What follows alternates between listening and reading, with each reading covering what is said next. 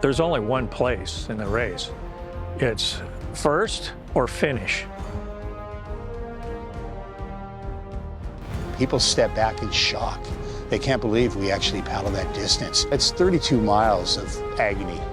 It's a long ways. It takes you to a place that I don't know a lot of people go to.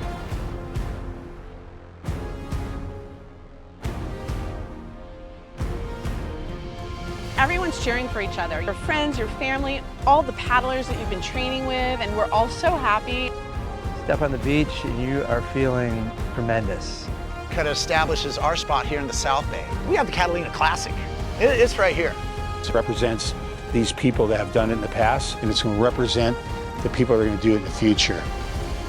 When you're looking at it, you'll be able to see Catalina behind it on a clear day, and it'll acknowledge what an accomplishment that is.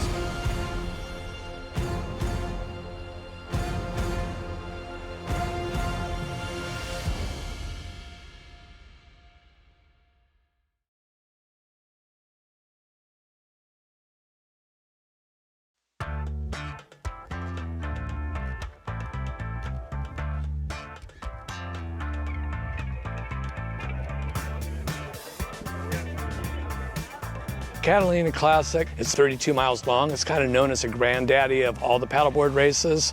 It's the longest running paddleboard race. It's probably one of the most difficult races.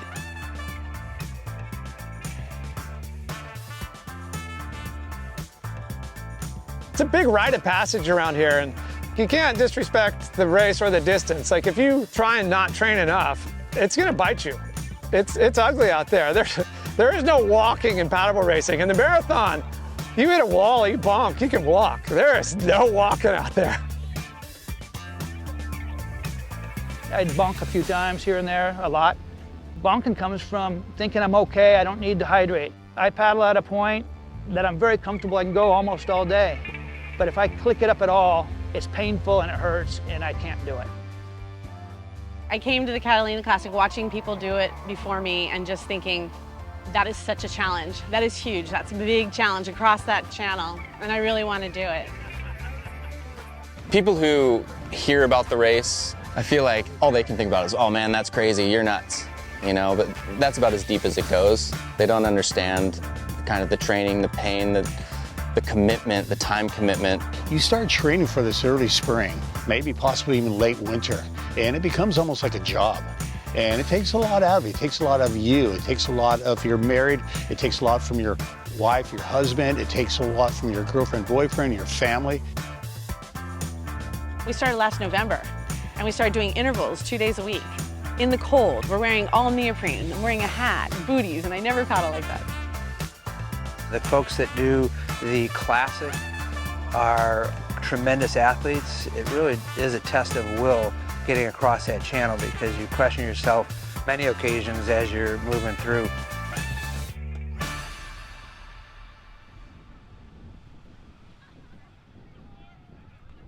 Back in 2009, when we started the South Bay Boardriders Club, Tim Ritter was one of the original board members, one of the founding members.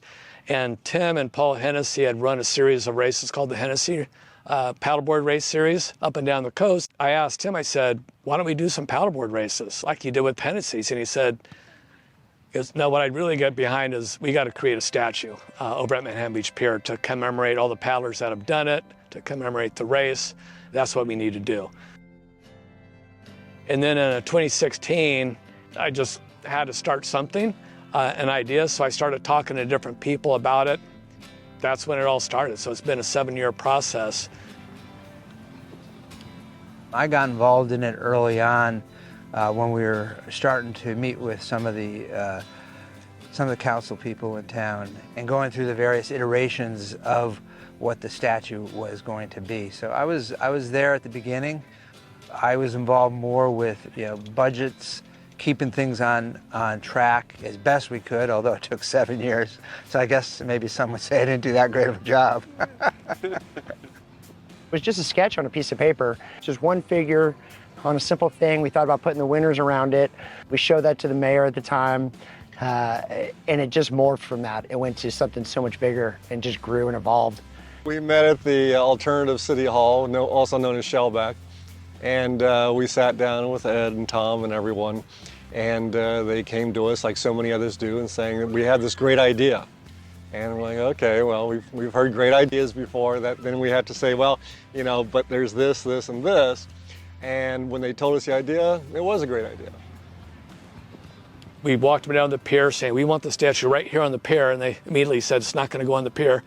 And so then we started looking for a new spot. Where else can we put it if not here? We talked about a few things, about options. And that's one of the things that, yeah, when people come to us with great ideas, you know, they're set on one thing, then we had to say, well, but what about this? And what about this? And what about this? At one time it was on the pier. That was kind of shot down immediately. It was below the parking lot right by Shellback. That was kind of a spot for a while. We put it in a computer program where we could model it in 3D, and it looked very congested. There was a lot of retaining walls, and it wasn't fitting very well. We had some honest conversation between the team members.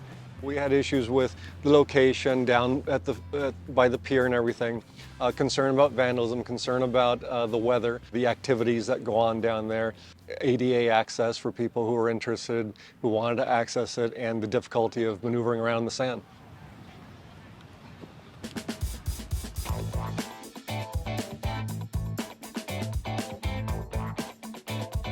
So there's two classes with the race. We have stock and unlimited. So the stock boards are 12 feet in length, and traditionally they were 20 pounds. All the paddle boards that used to be on the lifeguard trucks were 12-foot boards. So that was kind of set as the standard for US paddleboard racing. If you just pan over real quick, the 12-foot boards are stock, and those are modeled after what you see on top of a lifeguard truck. Anything above 12 feet is considered unlimited. This is an 18-foot unlimited, which is about the common length. When it's sheet glass and flat, these 18-foot boards are just missiles. But when it gets bumpy and rough, then the 12-foot boards, you have more control. You can squeeze between the chop, you can recorrect, and you can railroad, or you can ride the white caps. The stock boards fit really well in the bump. If you're going from here to there and the wind and the swell's hitting you, it's pushing you this way, so you have to fight back. The long race, you really get beat up on a big board if you don't have the strength, or you lose that muscle and you get fatigued and the wind comes up. It's just one shoulder, one arm is doing a lot of work on a bad day. On the prone paddle boards, you have two positions. So I would say a majority of the time people spend on their stomach lying down like you would a surfboard.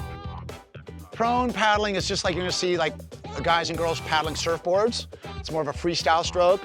And knee paddling, I mean, it's almost easier just to show it to you, you know, but I don't know if this screws you up. Let's see if we can get up here. It's kind of about that position, and you're using your quads, hamstrings, hips, and you're using your bigger muscle frame to hold your turret. And that takes more energy, but you can generate more speed, more power. When it's bumpy, it's more difficult to maintain your balance up on your knees, especially on the real long, tippy boards. The big board, unless you have the power to get it up to speed, you can't utilize the glide. So you're earning every stroke. Whereas once you're up to speed and you see these guys who are really good, especially on their knees, they're hammering and they can hammer, hammer and sit back. Hammer, hammer, hammer and sit back on their knees. And because they get up to speed, it's like I can stop paddling now because I got that much glide before I have to start again.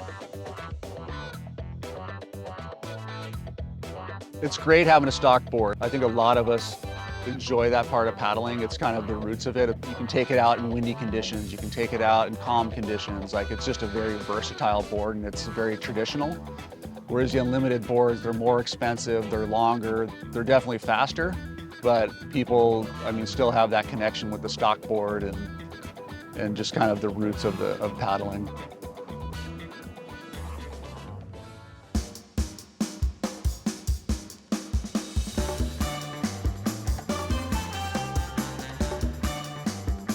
So Catalina Classics paddleboard race, that started back in 1955. Bob Hogan is a lifeguard, and the Manhattan Beach Chamber of Commerce created it primarily as an event that'll draw people to Manhattan Beach to benefit the local businesses and have people look at this as a place to move to.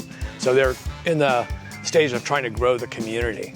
We would come down as Grammys, you know, we'd come down and hang on the railing of the pier and watch the guys finish. I mean, the people who were paddling were kind of our local heroes, the lifeguards. And Bob Hogan, he was one of the head guards down here. Greg Knoll, I think he was just a fairly new guard.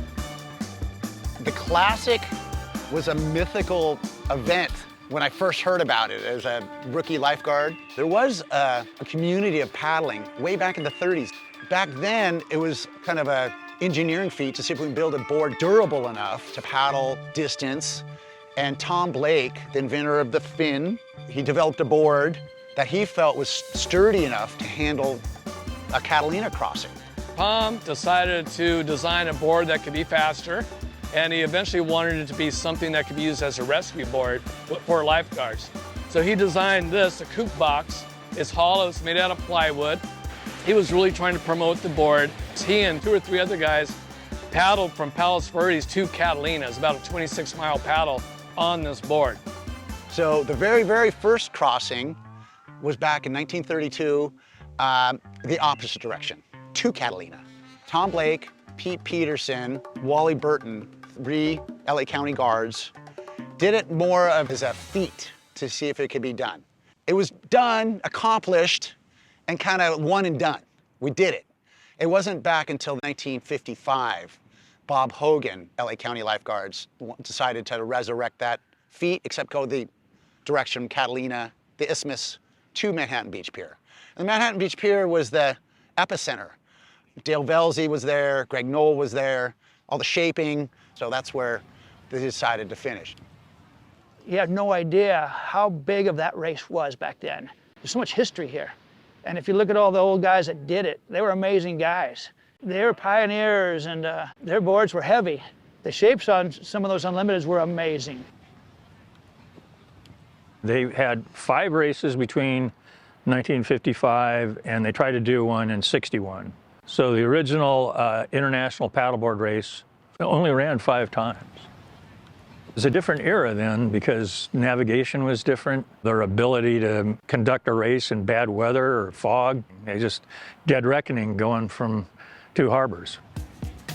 From 1961 until 82, there was no race. Cliff Webster in particular, from the chamber, died of a heart attack. There was no one really left to pick it up.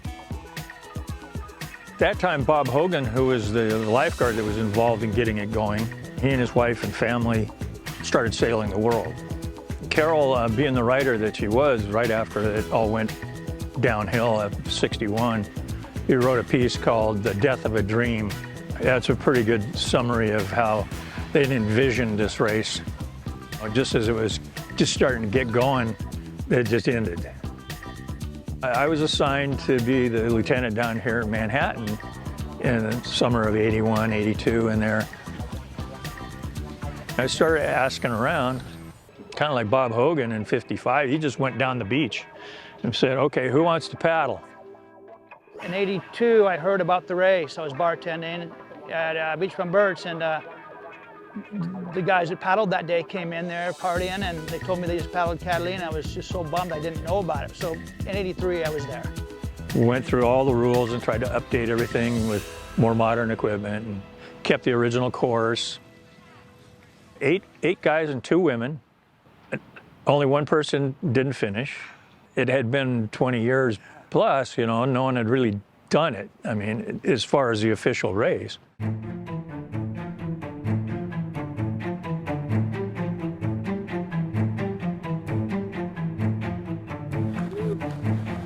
Parker, you're all checked in. First of all, you never sleep the night before. You're constantly waking up 4, 5, 6, 7, 8 times if you do actually sleep. You do get up and you're just a ball of nerves. Getting over to the island, it's a lot of logistics. You have a boat that can take your board. You have your own way of getting over there and bringing all your things and finding somewhere to stay. It's barely light at 6 o'clock. And at that point, you're standing in about 1 foot, 2 feet of water with about 100, 110 other paddlers waiting for the gun to go off. There's all kinds of stages to it, getting everyone there and an official good time start. And it's right there at 0600 when the sun is just barely peeking out. 10 seconds. When you start looking at that forecast like 3-4 days before, and if it doesn't look good, you've trained 6 months. You wake up that morning and it could be windy, could not be windy. And there's no way you could not go. At 6 a.m. I will be on the start line, and whatever it throws at me, I will do it. But yeah, I've had a lot of sleepless nights. I've had some tears, some, why am I doing this? 5, 4, 3, 2, 1.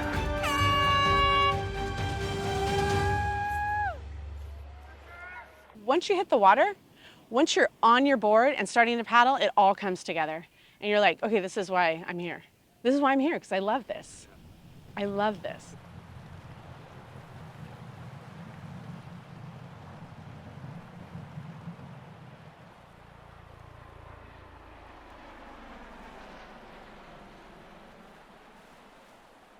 Tommy and Ed and Brian came in. They wanted some help putting the statue on the strand on the corner by the parking structure there. And we originally thought that would be a good location. They had been working on the aquarium at the end of the pier, and they had a bunch of trailers at the end of the parking lot. And it was kind of like a junkyard there. You know, it wasn't very attractive. But when they took the trailers away, I was down there one day and I saw that there was this beautiful sand triangle calling out to us for a statue. And there was an uninterrupted view of the course of the race, and it was so perfect that it wasn't hard to sell these guys on that location. It's been there for years, and Michael just identified it and said, this is the spot.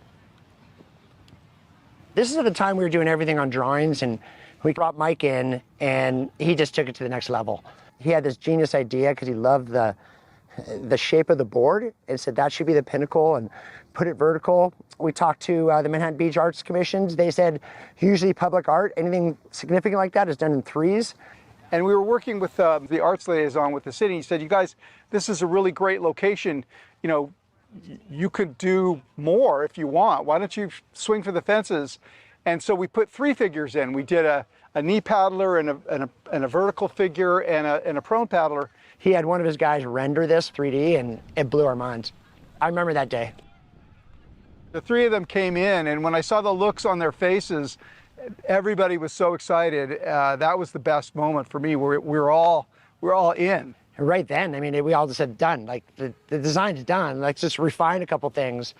But we're there. How big is this thing going to be? You know, 18 feet tall, 10, 12 foot, you know, base.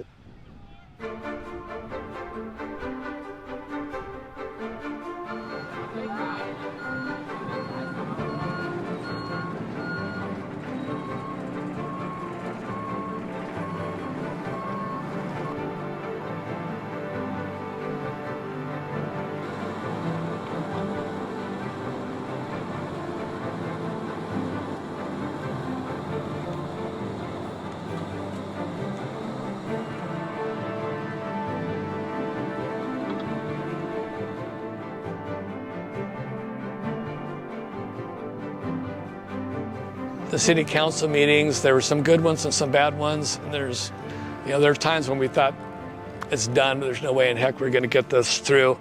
And then also that we met some residents that live on the Strand who were not in favor of the statue.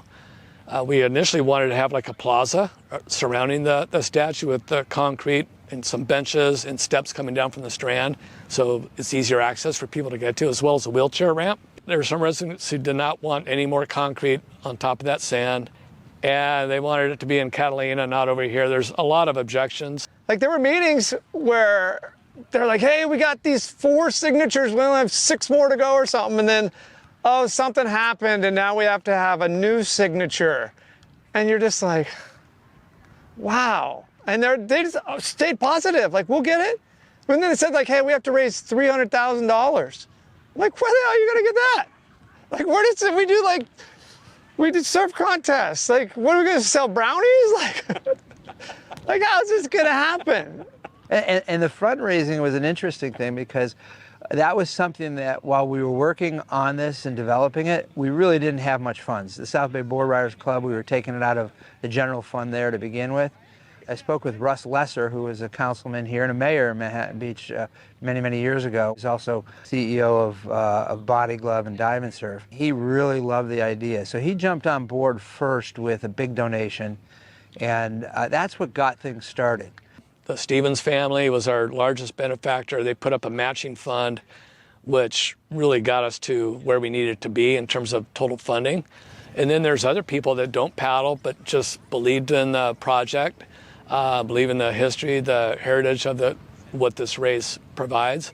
Between October and December 2021, we raised $200,000 or more. So it was that really got the fundraising going and got the statue going in earnest with Chris Borello, the sculptor. Yeah, Tom from the Boardriders Club called me up and he said, hey Chris, you know, we got a big project and you know, we'd like you to take a look at it. And I didn't think it was real serious at the time, and it was pretty massive.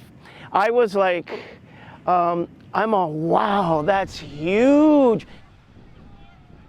Well, we had talked to Chris early on. That's who we wanted to do the statue. I know in the early goings, the City Art Commission had different ideas on what to do, and if we were going to take money from them, we were going to be limited as to what we could do. They would have a big input as to how the statue would get designed and what it'd be like, and we didn't want to give that up.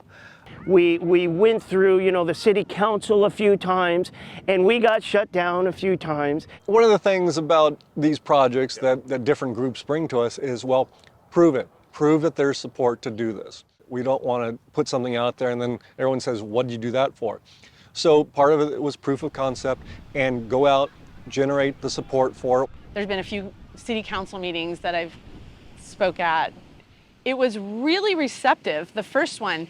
Everyone was like really interested, really excited about it. And the one that I spoke at in person, and to the point where I think it was one of the council members, and I said, if you want to try paddling, I'll take you. You know, it was that kind of a thing. They were so like, wow, this is so neat. And then the next one was online, and I think there was some misunderstanding, so it didn't go quite as well. A few people were saying, oh, well, we'll do it this way, and others do this way. When it got to council, we said, you know, this is what we're looking for, and this is the way it needs to be. And they heard that, and I really appreciate the fact that they listened, you know, and that made it collaborative. We had to prove that there's community support behind this. So we went out there and got like probably close to 2,000 people supporting this effort. And in the final city council meeting, Richard Montgomery said, have we ever had any initiative that's come before this council that has had this much support? He goes, I can't think of anyone. That's really what helped us get the final vote, unanimous vote, by the way, from the city council. And it was like green light, go. It was the love of the surf community, of really the waterman community. I mean, remember, I've been dealing with the governments, and I have been getting back and forth. I really trusted no decision until we finally got our building permit, and then we dug a hole. That's when I said, this is going to get done. And then it finally got approved, and when it got approved, I was just like, I was flabbergasted. I was like, oh wow, this is like so awesome. I get to put another statue in the South Bay. I can't believe, you know, what they've been through. It makes the Catalina Classic look easy. You talk about highs and lows of the race.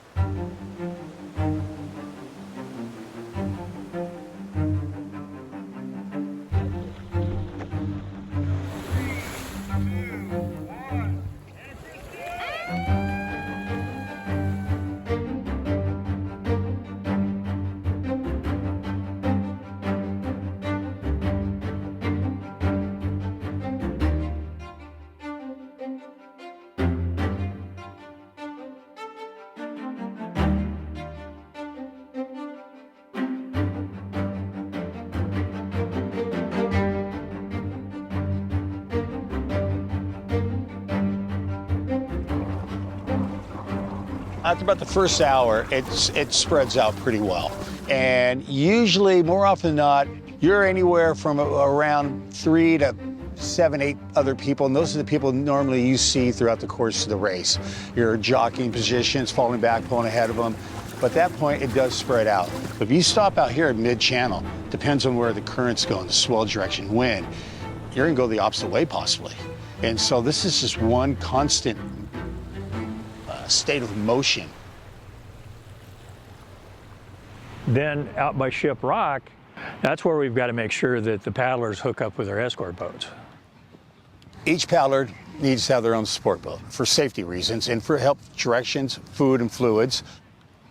I have escorted before I ever did the race. It's fun. I mean, you get, especially if you know the person, you're close with the person, it's great to share in the joy that they receive from the race. And we're just trying to keep him on the straightest line and keep him, cognitive of taking in nutrition and reminding them to drink fluids and eat, back then it was bars and gels. And in the early days, you just got whoever you could find to do it. And it could be a drinking buddy or whatever the case was. And they're looking at it as, sure, I'll go over to Catalina and have fun. Exactly. And they're throwing down buffalo milks by the, half dozen the night before and waking up, green in the face if they woke up. Like, my escort boats would go over Thursday and party like nobody's business. And like on Saturday, they couldn't even stand up. So you want a good captain who knows the channel as far as the direction is concerned. My boat guy would always just pull up and say, you're eating or you're drinking. I'm watching, they knew better than I know. You think you know what you're doing out there, how you feel, but your boat guy's watching that you haven't drank anything in a long period of time, and he's like, hey, you need this. So I always listen to him. All my guys were really good on the distance. They knew exactly where we were going. I've had other guys right next to me on another boat going, only 7 more miles. I'm thinking, no, we got 15. That poor guy's, I mean, that will break you down when you find out 7 miles is now 15. Never would you think to take a boat and go from neutral, and I mean, it's click. No, like, it's not click in a little gas, it's click, you're in gear. And that's how you're crossing the 32-mile channel. I mean, you're just like it's like motoring around in the cove and you're crossing the channel. So when the escort people came in, their body's worn out, they've been seasick if they get seasick, the sun, the wind. But then you look over and you go, I didn't paddle that. I got asked to do it by Matt Walls, and I had this big wakeboard surf boat, but it has speakers that go way back. When I come to Matt, I'd use my own judgment of like, Matt, you're looking a little tired, And I don't know, probably a dozen times I hit Eye of the Tiger, and it's like the water was crinkling, the dun, dun, dun, And he hates that song now. Yeah, the disappearance, we called it the body glove boat. It's setting the course, so it's not escorting anybody. My dad and uncle, the identical twins, Bill and Bob, that was their passion, that boat. When the Classic got revived in the early 80s, my uncle started being the escort boat and just loved the group of people. The boat is definitely a unique boat. It stands out like, to us, no other boat. So my 2 biggest fears in the channel from way back, even before I started doing the race, is a fog and the big cargo ship. The importance of it is you got those tankers out there that are coming along, and if it's not planned right, or if something, went wrong, you got to be able to get the guys and get them out of the way. And there have been times where people have been stopped because of large container ships going across the course. It's part of the fun, part of the race. Having done it so many years now, a lot of the stresses of the logistics, you're realizing before you go over there, like, oh crap, I need a backpack with straps in it, I need food in it. Watching guys get across the channel is pretty amazing, and there's lots of different ways to do it. The start is to Ship Rock, get out of the harbor, kind of loosen up. And between Ship Rock and the R10, that's the longest chunk, that's about 20 miles. I mentally wanted to know about halfway when I was about 10 miles in, so I'm kind of halfway into it. And then once you get to the R10, you've got about 20 miles done, another 9 to go. Interestingly enough, you have the deepest point in the bay right off of Redondo is the Redondo Trench that, sinks off, a mile offshore. It's down to 1,500 feet. And then you get, that Palos Verdes Point is a major headland. If you look at weather patterns, the way it splits the wind and the currents. And then on top of that, you have the Catalina Channel, which is another kind of divergent of water and current. Some days you get a push and some days you're fighting it. I know that, so. It's the only sport that really more the merrier. Ski, you know, water skiing, you know, bad water, too many boats, you know, chairlifts, you know, long wait, one wave, one surfer. Paddleboarding, there's nothing negative about more paddlers. You don't have to be in it to win it. You can paddle with your buddies and share in the pain and also the joy that comes along with it. When you're out there, you experience everything. You experience the, oh my God, this is beautiful, what an amazing day. An hour later, you're like, oh my God, why am I out here?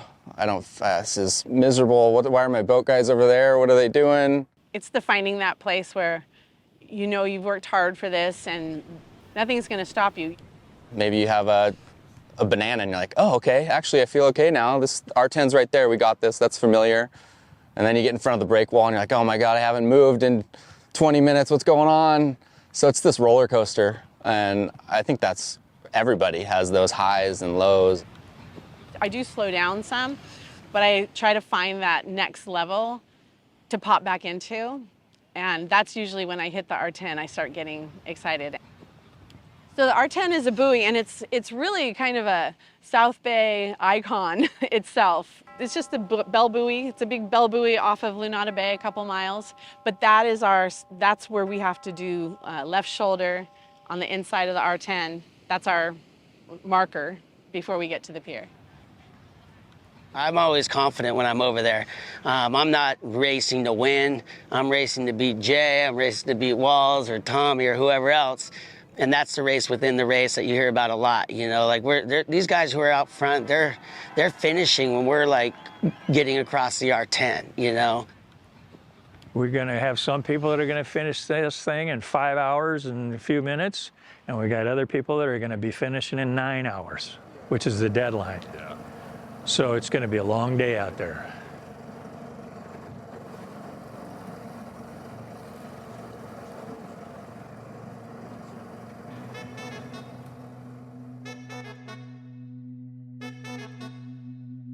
I got the call, hey, could you come down? We want you to model for the statue thing. You know, it's been kind of fun now that I am one of the models, but at the same time, it's kind of embarrassing.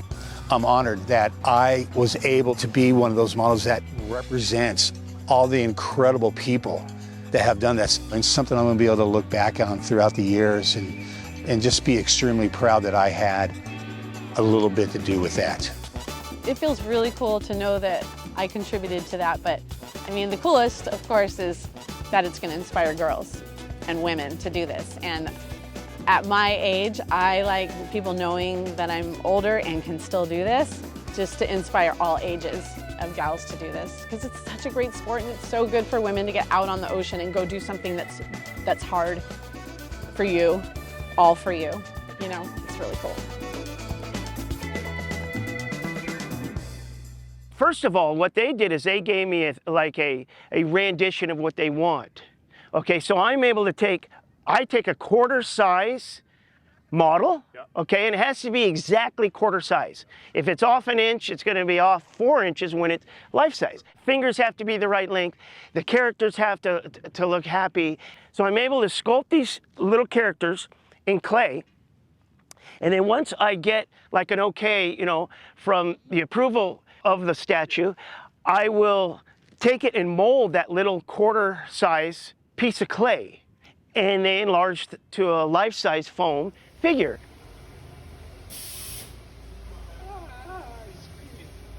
We have 6 parts. I call them parts, but we have 6 pieces. There's a girl in a 12-foot board, there's a knee paddler and a 12-foot board, and then there's a man standing with an 18-foot board. So this process is the same for all of them. We don't want to get up tomorrow. We want to make sure that this is going to be there for, could be hundreds, thousands of years. So it's going to be perfect. You know, I'm trying to get it. I've learned so much off, you know, all the statues I've done.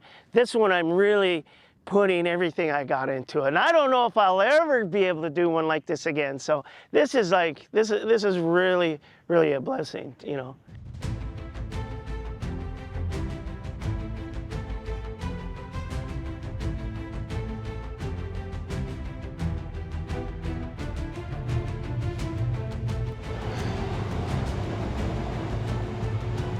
So this is the 18-foot board that is going to get installed vertically.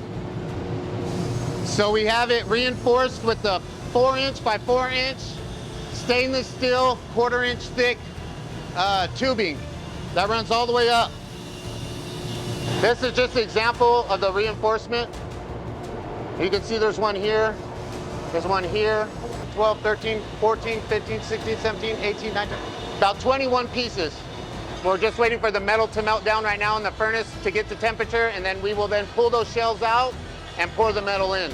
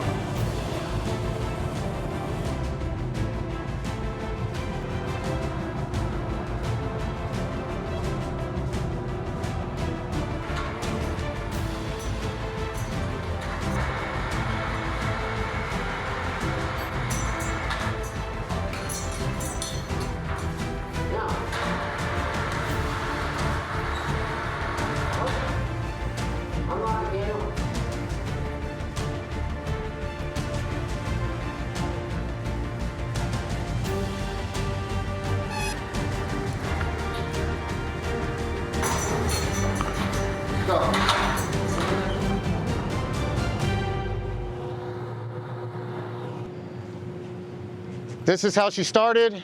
This is how she's ending.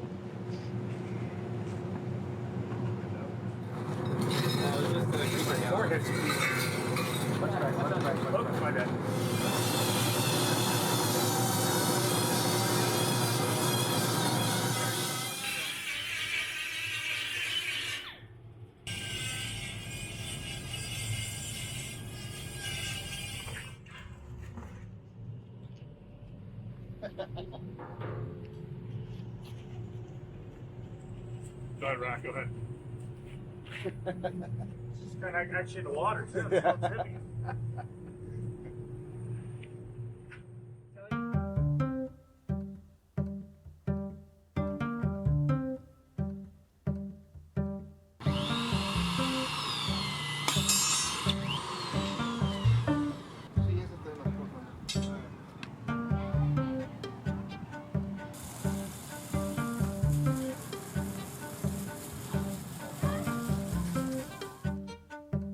I was involved years ago in the Dewey Weber statue in Hermosa, and so having done that, it took several years to complete. These projects always take time.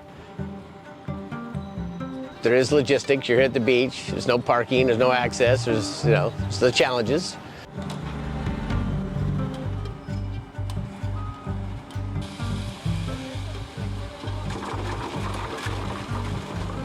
I knew the guys from before, but not in this aspect.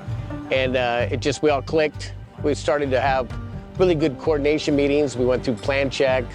There was obviously challenges with the Coastal Commission. You got the county beaches and the city of Manhattan. So there's a lot of logistics involved.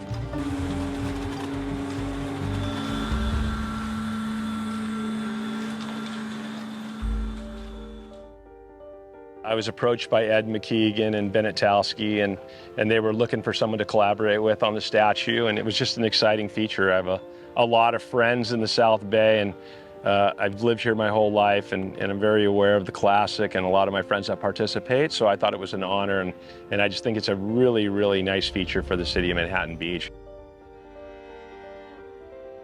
The trickiest part is packaging them at the foundry, transporting them from inland to the beach, getting them off the truck and having a crane set and setting them in place without having any damage. You know, these aren't just standard structural items that you would put up on a building. These are statues that are not really designed to be moved around too much. They're supposed to go in their spot and stay there forever. The larger statue is just shy of 1,000 pounds. I believe it's 880, I think, somewhere in that range. And then it gets down to the slinging and rigging and putting them in place and then leveling them.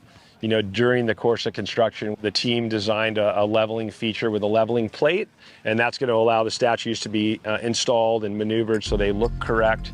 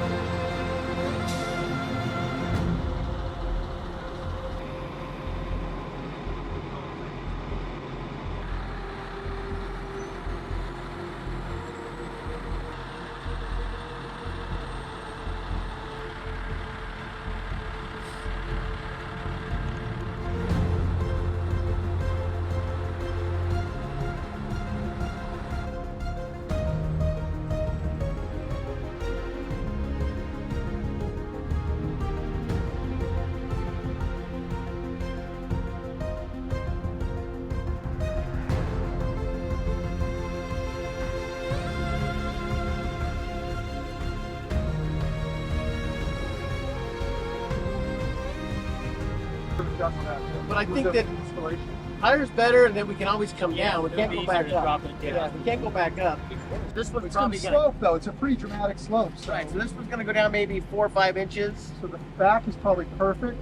The front is going to go down. Right. We're going to adjust that later. Yeah, we might be able to even, you know, just... And we can, once we get these below, we can take a grinder and cut them. We just don't want to lose the thread.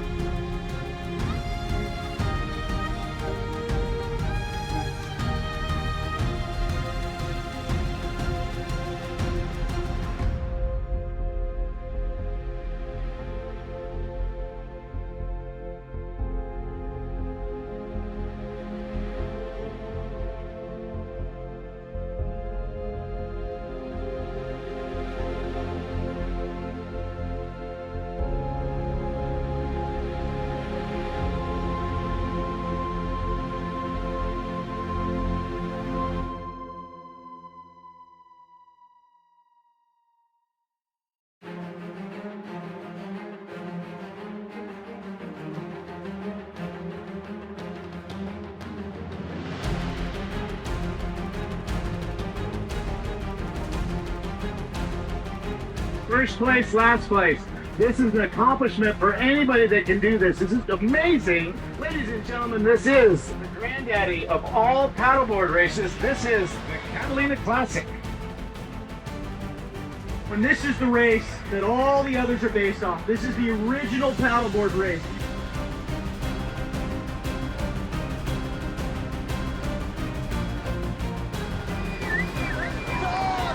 This race has the pedigree and the history. And look at that, big one. Light it up for Here we go. Water cans aglow. That is your first place finisher coming in.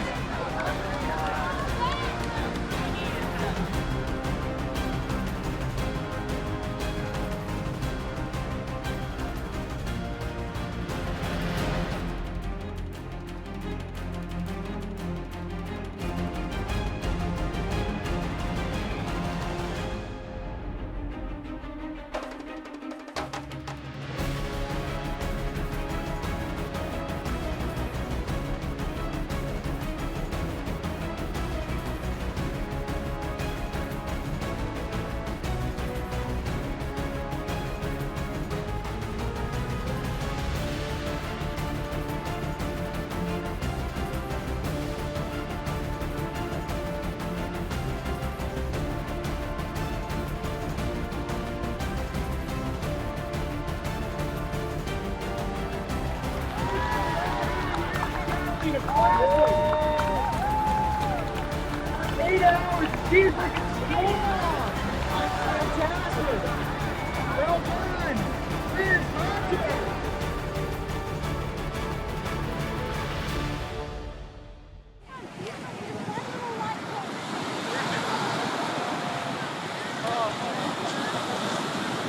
Hey! Wow, that's so fun! Thank you. Hey, buddy. Oh.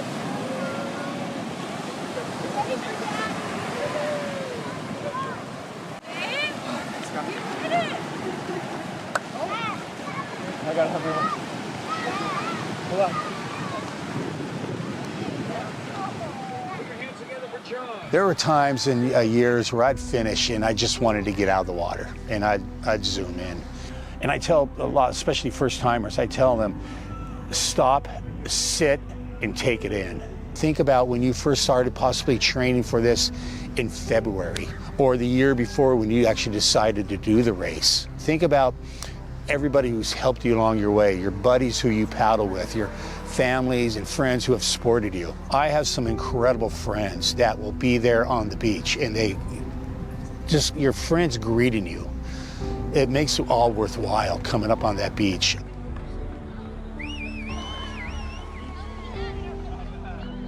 There will be a lot of grown men that cry now at this finish line.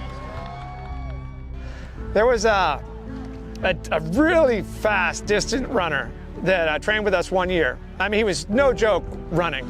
He came out and did it. I knew from his pedigree, he had the mental game, he knew the nutrition, he knew all the elements, but he hadn't done the distance. He crossed the finish line, I went and gave him a hug, and he just started crying, just uncontrollably. I'm like, dude, you all right? And he was just like, couldn't stop crying. He's like, this was so hard. This was so much harder than I thought. And we talked about it, and he's like, you never know what you're gonna get out there. It's like training for a marathon, you know beforehand whether it's gonna be like a flat, city marathon, or it's gonna be an uphill, or it's gonna be downhill, or it's gonna be off-road. Like for this, you have no idea what you're gonna get.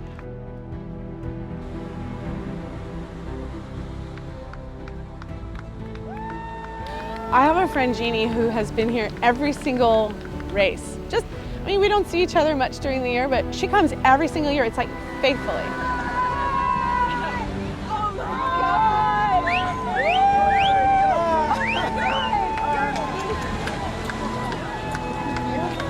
That was a long day.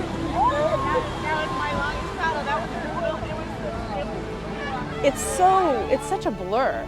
Like you're working so hard out there, and then you get in, and all your friends, your family, all the paddlers that you've been training with, and we're all so happy. And there's a few Pacificos on the beach, and I mean, everyone is just there celebrating right there on the beach, and it's really amazing. It's like, it's my New Year's. Just an amazing tradition of a bunch of people who really have a huge love for the ocean. The stamina that it takes to do this is incredible. Congratulations to everybody that crosses the channel this year. It was a tough crossing right from the get-go. I know I'm gonna count on seeing my friends and family down there, and I'm dying out here, but I'm like, there's no stopping. I'm looking forward to those hugs and that cold beer. And to me, it can be emotional, because that's like, it's overwhelming. You see these people down there just so proud of you, and it's like, hey, and all the guys you train with, some of them are already on the beach, and the ones you got, you're just waiting for them to come in and cheer them in. So everyone's got a story every year. I went high line, I went low line, or, Walls one year shot the Hermosa Pier, which is ridiculous. Last year, I ended up clipping, some escort boat was fishing off the back. I'm towing a full squid, a shark hook, a weight, and 50 yards of like 30-pound tests. I'm like, what the hell? And I couldn't let it ruin my experience. It's just a story to tell. At this point, both my parents have passed. For quite a few years, they'd both be up on the pier. And then it would only be my mom. So I'd always find her. Still, to this day, I still look up there and they're there. And I kind of point to the sky and take it in. Either way, from strong or poor, when you finish and you come up on that beach, it's special. And you have friends there greeting you. It just makes it all worthwhile.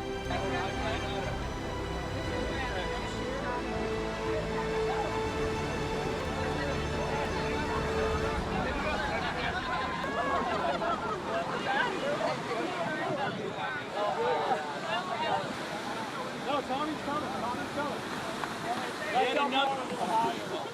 Well done.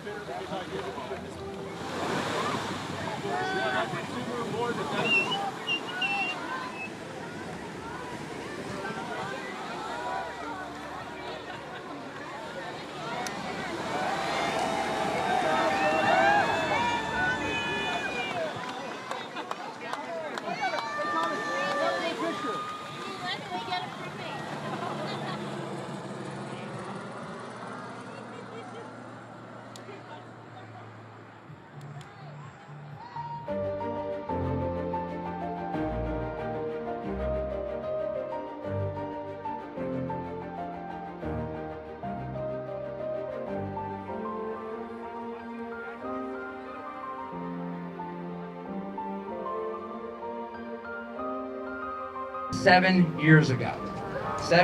So it took 7 years to get this to the point where we're at right now. I hope it becomes iconic. I hope that the race grows and that paddling grows as a result of it. So the iconic sport that it honors is part of what makes Manhattan Beach.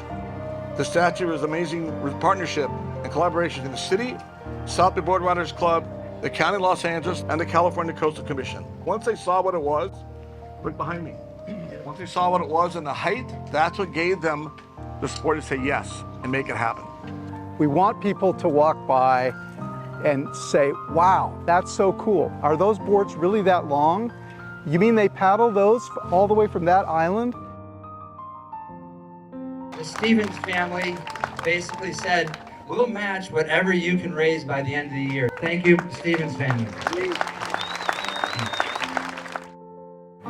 From those who donated $1 to those who donated $100,000, from those who worked on it like Tommy, Mike, Brian, and I, to those who lent a hand passing out flyers. I just want to say a big thank you to everybody. This is your statue. My daughter helped me with the maestro, so, you know, I got a little things hidden throughout the sculpture that are her. Her initials are on it. And let me tell you, you're gonna have a hard time finding it. Yeah, nobody has asked, what is that? What does that stand for? SB, Sage Barella. Yeah, I think the statue is awesome. I can't thank them so much for their perseverance. What they did is awesome, and the fact that it's going to be there forever. It's legacy. You know, I feel like I'm one of the old timers now. I don't, but I've been doing this for 15 years. Like I said, I'm still doing it. I'm going to do it until my body says don't do it anymore.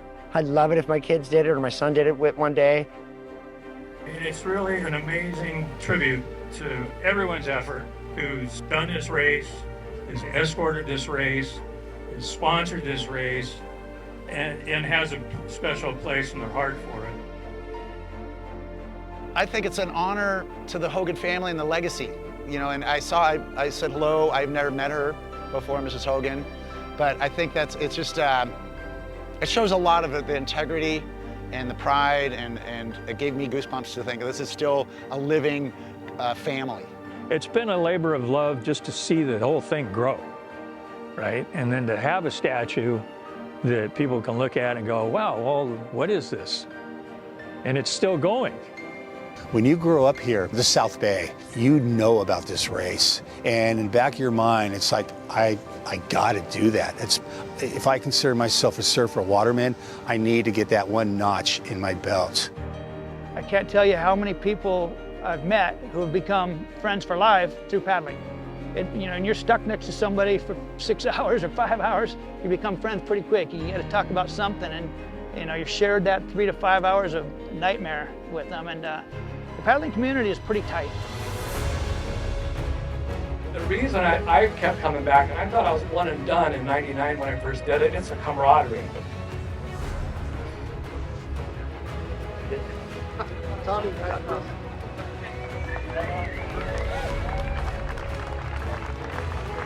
We believe that when young men and women see the statue and learn what it's about, they're going to be inspired to do this race. It'll be aspirational as well as inspirational. I don't think Buddy, Bob Hogan, Gibby Gibson ever envisioned the impact this race would have. 1, 2, 3. Yeah! There's no other city I know of up and down the coast of California or elsewhere that has a statue dedicated to paddleboarding. This will be the second most photographed spot after the pier in Manhattan Beach. Once people see this thing. Part of it is ensuring that the race goes on forever. I mean, it's been, you know, I've gone across there 15 times. That's like 15 years of my life I've dedicated to this race. As long as there's, you know, high school kids and junior high school kids that are looking at that statue like, wow, I want to do that one day. The race will continue. It's empowering and it's fun and it's exciting and it's beautiful out there and it's always different. Even though it's the same ocean, I see the same dolphin. I am so over the moon about seeing a dolphin as I was the first time. It's amazing. This is just the best sport. This is the community statue, and my hope is that it's there for the next couple hundred years, and that folks in 200 years look back and go, wow, this was at the beginning.